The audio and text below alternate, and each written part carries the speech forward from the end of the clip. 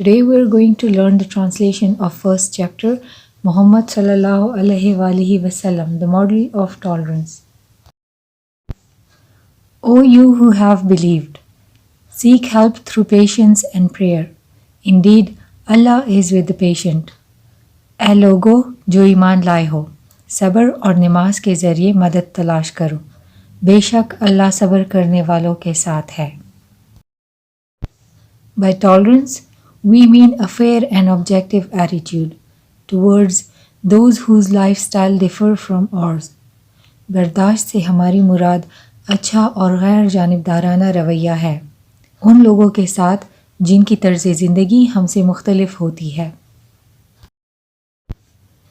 Tolerance is the virtue which enables a person to forbear the attitude, negative remarks and action with patience and calmness. برداشت ایک صفت ہے جو ایک شخص کو اس قابل بناتی ہے کہ وہ صبر اور خاموشی کے ساتھ دوسروں کا سلوک اور منفی باتیں برداشت کرے۔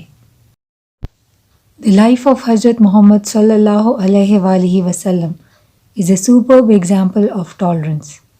حضرت محمد صلی اللہ علیہ وسلم کی زندگی برداشت کی ایک اعلیٰ مثال ہے۔ It is his tolerance that let him forgive his worst enemies.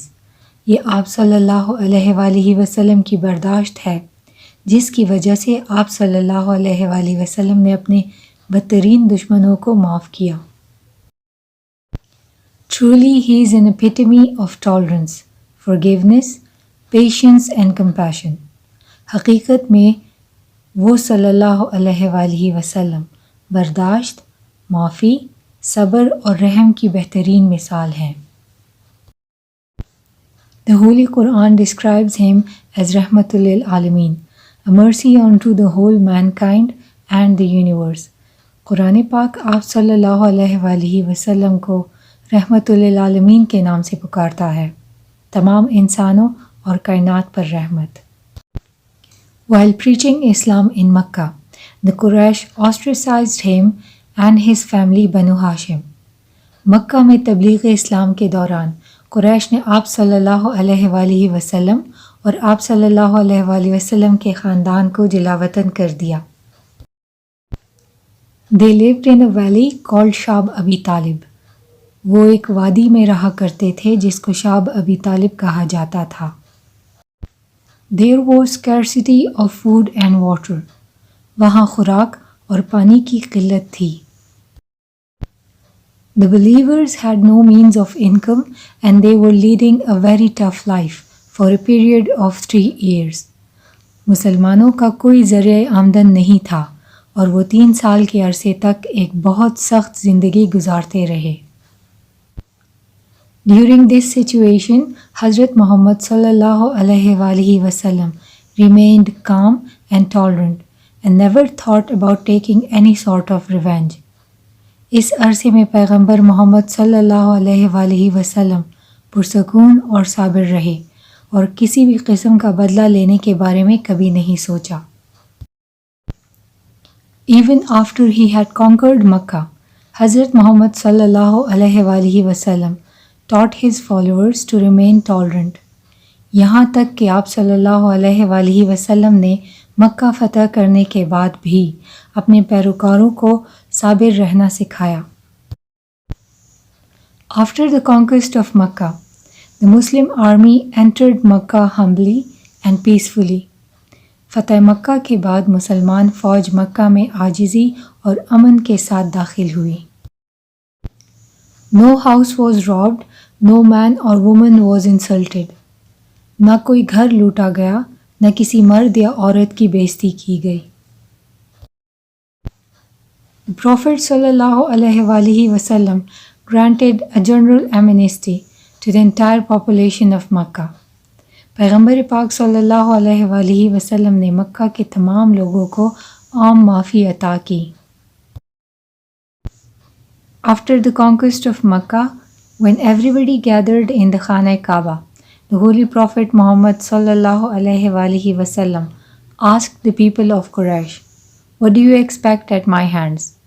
فتح مکہ کے بعد جب سب خانہ کعبہ میں جمع ہوئے تو محمد صلی اللہ علیہ وآلہ وسلم نے قریش کے لوگوں سے پوچھا، آپ مجھ سے کیا توقع رکھتے ہو؟ They all shouted in one voice, kindness and pity, gracious brother and gracious nephew.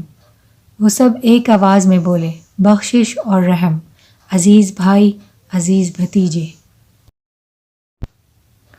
They were not disappointed. وہ نا امید نہیں ہوئے۔ حضرت محمد صلی اللہ علیہ وآلہ وسلم said the same forgiving words as Hazrat Yusuf alayhi salam said to his brothers. Have no fear this day. May Allah forgive you, and He is the most merciful to those who show mercy. پیغمبر محمد صلی اللہ علیہ وآلہ وسلم نے عفو و درگزر کے وہی الفاظ فرمائے جو حضرت یوسف علیہ السلام نے اپنے بھائیوں کو فرمائے تھے۔ آج کے دن تم مت ڈرو، اللہ تمہیں معاف کرے اور وہ رحم کرنے والوں کے ساتھ سب سے زیادہ مہربان ہوتا ہے۔ The Holy Prophet Muhammad sallallahu alaihi وآلہ وسلم even forgave Abu Sufyan and his wife, who were the worst enemies of Prophet Muhammad sallallahu alaihi وآلہ وسلم and Islam. حتیٰ کہ پیغمبر پاک صلی اللہ علیہ وآلہ وسلم نے ابو سفیان اور اس کی بیوی کو بھی معاف کیا، جو آپ صلی اللہ علیہ وآلہ وسلم اور اسلام کے بدترین دشمن تھے۔ He plotted many times against the Prophet sallallahu alaihi وآلہ وسلم, but the Prophet Muhammad sallallahu alaihi وآلہ وسلم never did so.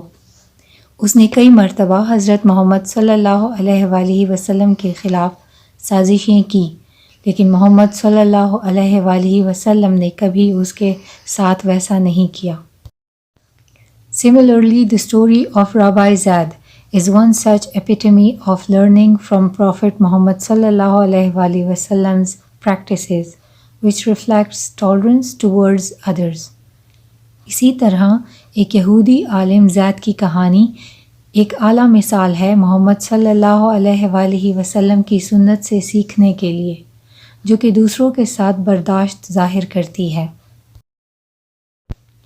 Once Prophet Muhammad sallallahu alaihi وآلہ وسلم was attending funeral of a man from the Ansar.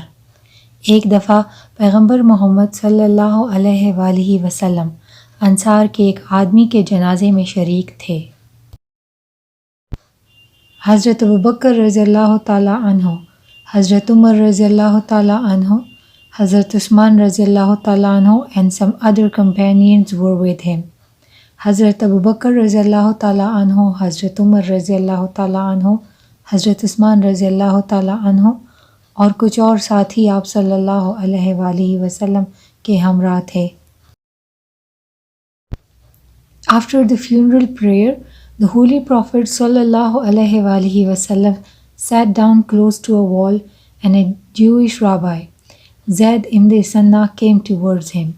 نماز جنازہ کے بعد آپ صلی اللہ علیہ وآلہ وسلم ایک دیوار کے ساتھ نیچے بیٹھ گئے اور ایک یہودی پیشوا زید ابن ثنا آپ صلی اللہ علیہ وآلہ وسلم کی طرف آیا۔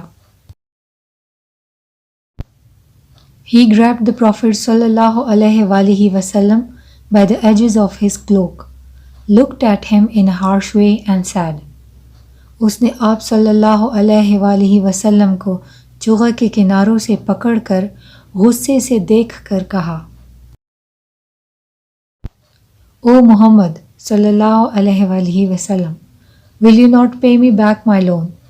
I have not known the family of Abdul Muttalib to delay in repaying debts. او محمد صلی اللہ علیہ وآلہ وسلم, کیا تم مجھے میرا قرض واپس نہیں کرو گے؟ میں نے عبد المطلب کے خاندان کو قرض کی ادائیگی میں تاخیر کرتے نہیں دیکھا۔ After seeing what the rabbi did to Prophet Muhammad صلی اللہ علیہ وآلہ وسلم, حضرت عمر رضی اللہ تعالیٰ عنہ's eyes swelled with anger. یہودی عالم کا حضرت محمد صلی اللہ علیہ وآلہ وسلم کے ساتھ رویہ دیکھ کر حضرت عمر رضی اللہ تعالیٰ عنہ کی آنکھیں غصے سے سوج گئیں۔ He looked at the rabbi and said, O enemy of Allah, do you talk to the messenger of Allah and behave towards him in this manner? انہوں نے یہودی عالم کو دیکھ کر کہا، اے اللہ کے دشمن، کیا تم اللہ کے پیغمبر کے ساتھ اس طرح سلوک کرتے ہو؟ The rabbi turned away and Prophet Muhammad sallallahu alaihi وآلہ وسلم said to Hazrat Umar رضی اللہ تعالی عنہ. یہودی چلا گیا اور پیغمبر پاک صلی اللہ علیہ وآلہ وسلم نے حضرت عمر رضی اللہ تعالی عنہ کو فرمایا، You should have given us a sincere counseling, rather than act as you did. Go and repay him his loan, and give him 20 saw extra because you scared him. تمہیں چاہیے تھا کہ تم ہمیں مخلصانہ مشورہ دیتے، بجائے اس کے جو تم نے کیا. جاؤ اور اس کا قرض اسے ادا کر دو، اور اسے 20 سا زیادہ دے دو کیونکہ تم نے اسے خوفزدہ کیا. حضرت عمر رضی اللہ تعالی عنہ went to the rabbi, repaid him the debt and gave him an extra 20 saw of dates. حضرت عمر رضی اللہ تعالی عنہ یہودی پیشوا کے پاس گئے، اسے اس کا قرض ادا کر دیا اور اسے 20 سا اضافی دیے. The rabbi asked Hazrat Umar رضی اللہ تعالی عنہ why, and he replied, The messenger of Allah ordered me to give it to you because I frightened you. یہودی پیشوا نے حضرت عمر سے اضافی کھجور کا پوچھا کہ یہ کیوں؟ انہوں نے جواب دیا، اللہ کے پیغمبر صلی اللہ علیہ وآلہ وسلم نے مجھے حکم دیا تھا کہ یہ تمہیں دے دوں کیونکہ میں نے تمہیں خوفزدہ کیا تھا. The fact was that Prophet Muhammad صلی اللہ علیہ وآلہ وسلم was not late in repaying the debt.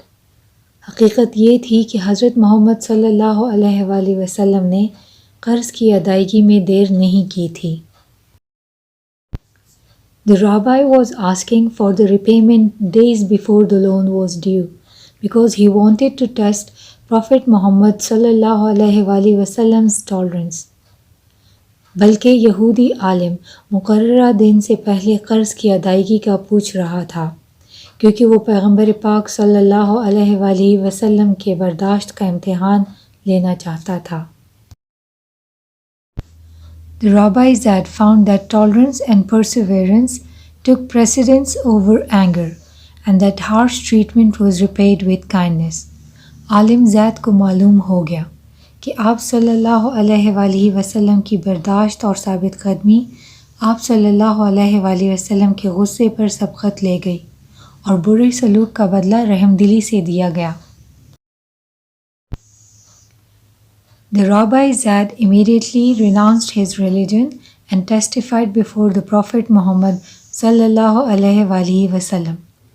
یہودی پیشوا زید نے فوراً اپنا مذہب چھوڑ دیا اور حضرت محمد صلی اللہ علیہ وآلہ وسلم کے سامنے گواہی دی.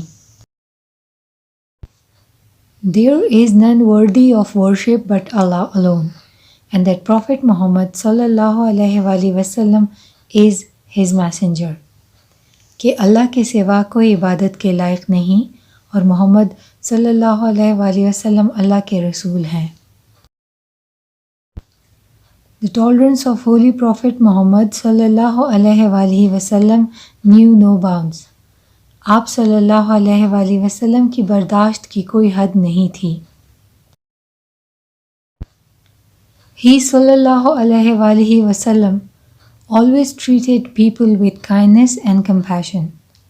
آپ صلی اللہ علیہ وآلہ وسلم ہمیشہ لوگوں کے ساتھ مہربانی اور رحم سے پیش آئے. Violence, anger and rudeness were never part of his personality. تشدد، غصہ اور گستاخی کبھی آپ صلی اللہ علیہ وآلہ وسلم کی شخصیت کا حصہ نہیں رہے تھے.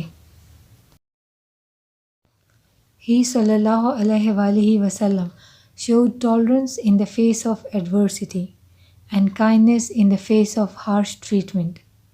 آپ صلی اللہ علیہ وآلہ وسلم نے مصیبت کا سامنا صبر سے اور برے سلوک کا سامنا رحم دلی سے کیا.